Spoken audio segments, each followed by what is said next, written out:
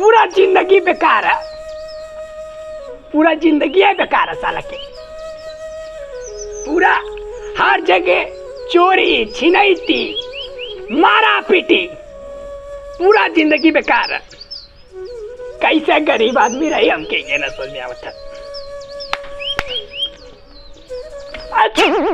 दे साला के कोई सुनती साला के पूरी सुरती पूरा एकदम लोकल माल बनाओ बिल्कुल। हट साला के ओ बाबूजी पूरा लोकल माल। जैसा धनवा देख लेता तोरे कोनो काम उम ना का सुरतिया बैठ के बच नहीं वाला बात करबा आए तू ना कर ले करे तेरे को के कुल गोबर फेकरी झाड़ू मारा थी खाना बनी थी करे पूरा कमो हम ही करी तो के करी सार के बुढ़ौती आ गई ले तो खेत देखे बदे कहती जा खेत देख क्या होता है।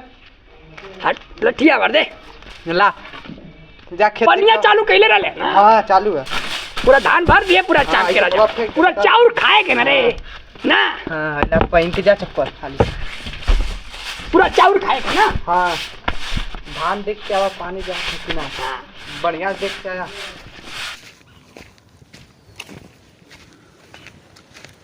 ए बाबा कहाँ जात बा? हां कहाँ जात बा? ज्यादा ले तारी खेत हमारे।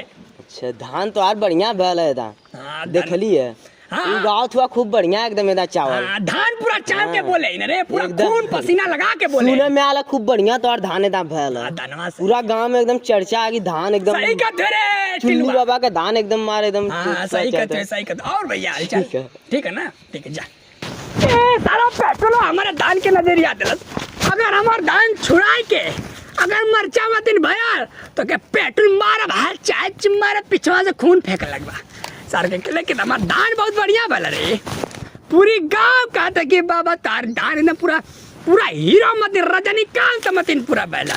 हम सलीम देवल का भाई हैला त हम धनवा ना होई। हां अरे थाला ई करा जड़ गाड़ देला रे। ए बुझ गईली ए उर पुतला ये घोघरो जवा के आके बदया ये बहुत सही बनले अरे पूरा मटेरियल पूरा माल जोक के बनले है बहुत सही बनले है चले बहुत सही माल की बोली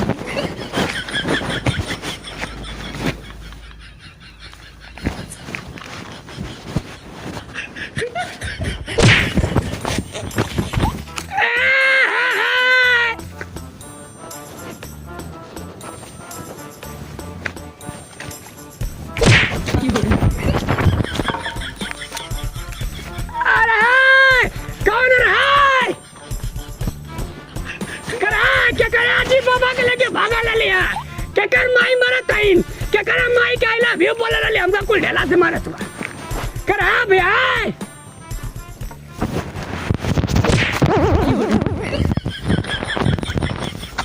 पूरा शक्तिमान मतिन मारत रे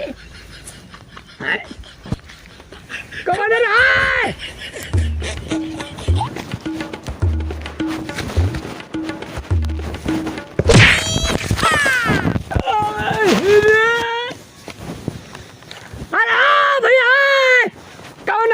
कौन मारत है ये ना मारत है रे ये मना ना गड़बड़ा।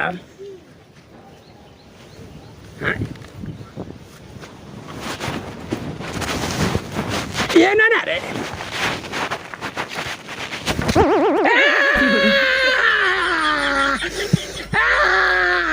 क्या गवाला अरे गवाला क्या राजा मुझे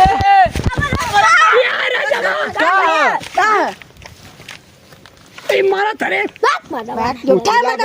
पुतला के मारी हो। अरे हर रोज डेरा करे बदे बनल हां अरे बे मां कसम मां तारी कसम हाय गोजिया मत धैले रहला नहीं हाय मला चापा गेलवा का हां पगला गला ना गेलवा आदावाले पुतला गांजा ना पिलेला ई पुतला उ मारी की घर रोज डेराई मारत रह रे ए बुढ़ा अरे मां कसम मां तारी कसम बा झूठा कसम खा जाला पुतला तो थाना में जाके भर्ती करा मर जा। अरे नहीं रे अरे भैया तो एक काली जा धान देख रहा तू तो पुतला मारा था।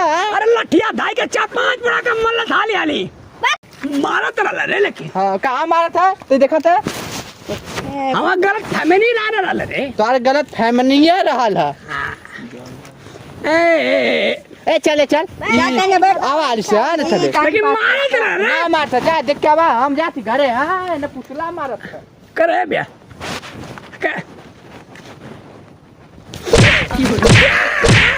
या गावाला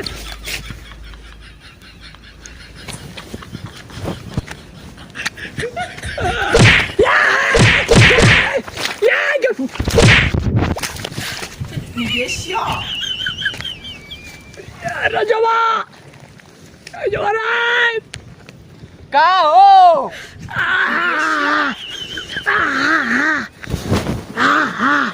का हो गुजिया का दुंगो नेरा आके लेवा हाँ लेवा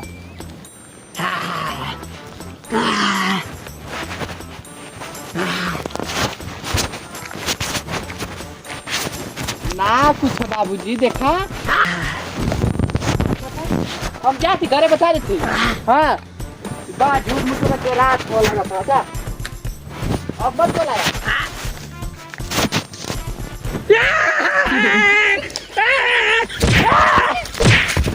ये गाँव वाला अरे भैया ये गाँव वाला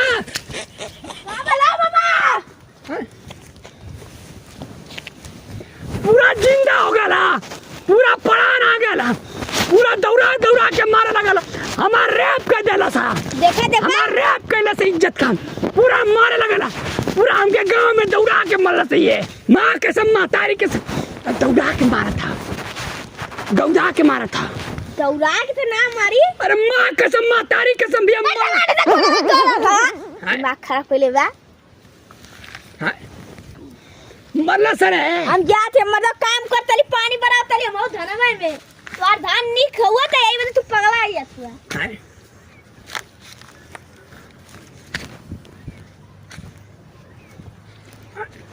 ए गाँव वाला ये गाँव वाला आइए रे गाँव वाला जिंदा हो गया